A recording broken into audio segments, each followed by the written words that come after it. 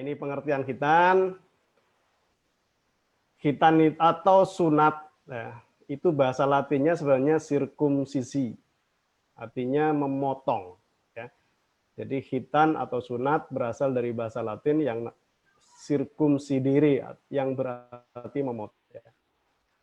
Nah, sirkumsisi ini dikenal sebagai istilah khitan atau sunat di Indonesia adalah prosedur bedah. Ya. Dia prosedur bedah. Ya. Jadi prosedur bedah untuk membuang atau memotong kulup yang menutupi penis.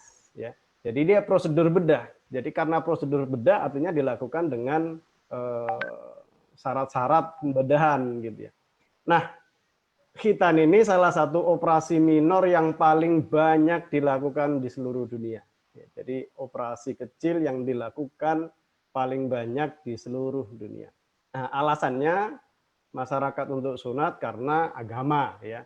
Jadi agama mensyaratkan, bahkan di Muslim mungkin mewajibkan ya untuk laki-laki itu dilakukan khitan. Ternyata saya buka literatur yang ada, ternyata agama-agama Samawi itu juga ya, di Yahudi, di Nasrani juga ternyata ada perintah untuk khitan. Alasan budaya juga, alasan kesehatan. Mungkin orang tidak mengenal kewajiban khitan dari sisi agama, tapi karena khitan ini diyakini oleh WHO adalah juga membantu kebersihan, maka orang melakukan khitan. Next. Nah, ini kalau kita lihat ternyata di Turki yang mayoritas Muslim, ya, ini ada pesta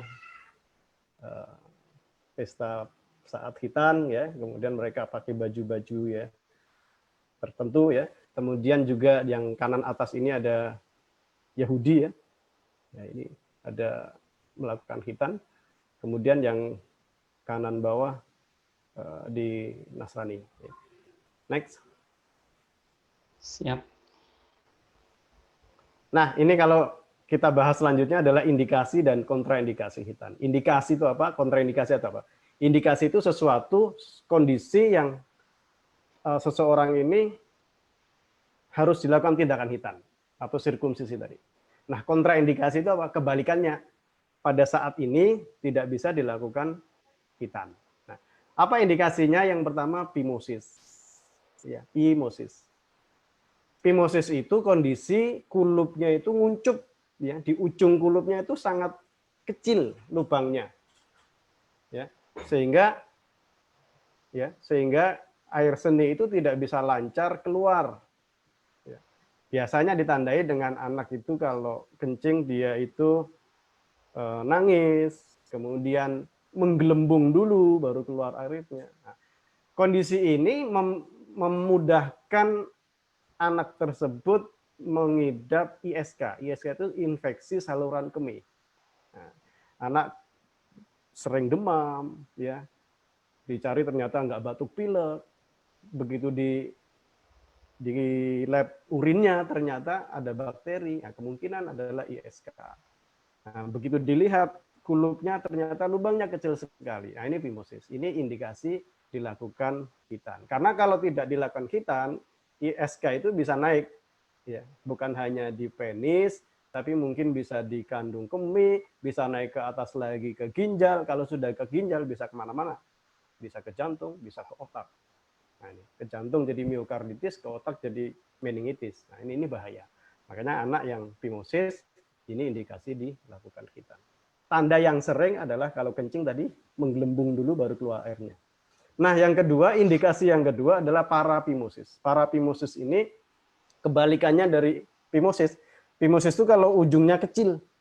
Nah, paraphimosis ini dia lebar, buka, nggak bisa balik, gitu ya. Buka, nggak bisa balik. Nah, kadang ada orang yang bilang, anak saya, ini saya beberapa kasus menemui ini. Saya ditelepon, dok, anak saya pulang-pulang main, pulang-pulang ini titiknya kayak sudah disunat. Masyarakat bilang disunat jin, gitu ya, hebat banget.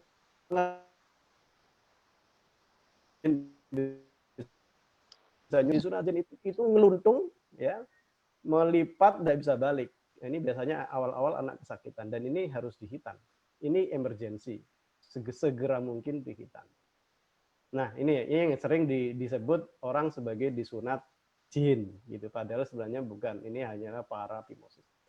Yang ketiga balanitis, ini infeksi di uretra ya. Jadi anak mengalami infeksi di daerah depan, di kulupnya dan di glands-nya, maka disebut balanitis. Ini juga indikasi dihitan.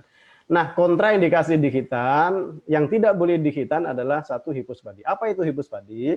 Bapak Ibu, teman-teman sekalian, hipospadi itu kondisi di mana lubang kencing itu tidak pada tempatnya. Jadi normalnya lubang itu di depan, hipospadi itu bisa di bawah.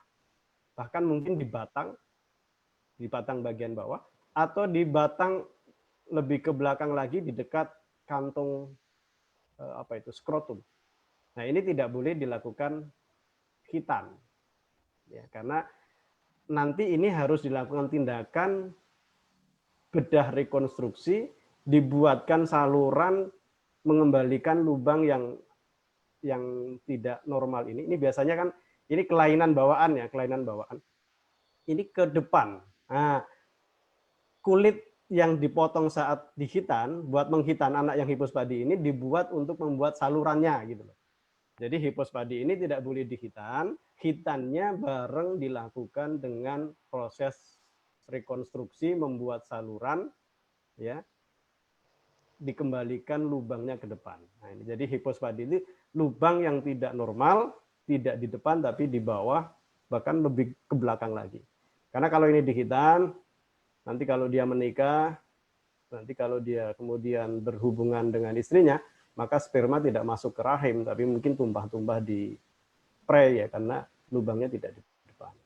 Nah, yang kedua, korde. Korde ini suatu kondisi di mana bagian bawah dari penis ini mengalami tarikan. Ya. Jadi biasanya bentuknya itu menekuk ke bawah, ya, menekuk ke bawah. Jadi kalau penis, ini saya tunjukkan di jari saya, penis itu normalnya kan begini, gitu ya. Kalau pas ereksi apalagi begini ya. Nah, tapi dia itu ketekuk begini. Ya. Jadi di sini ada tarikan, ya. Nah, ini tidak boleh dihitan. Jadi ini nanti harus dilakukan tindakan khusus dilakukan oleh dokter bedah. Yang ketiga hemofili. Hemofili ini suatu kondisi di mana seseorang mengalami kelainan sistem pembekuan darah. Ya, jadi darah kita itu mempunyai sistem pembekuan darah. Ya.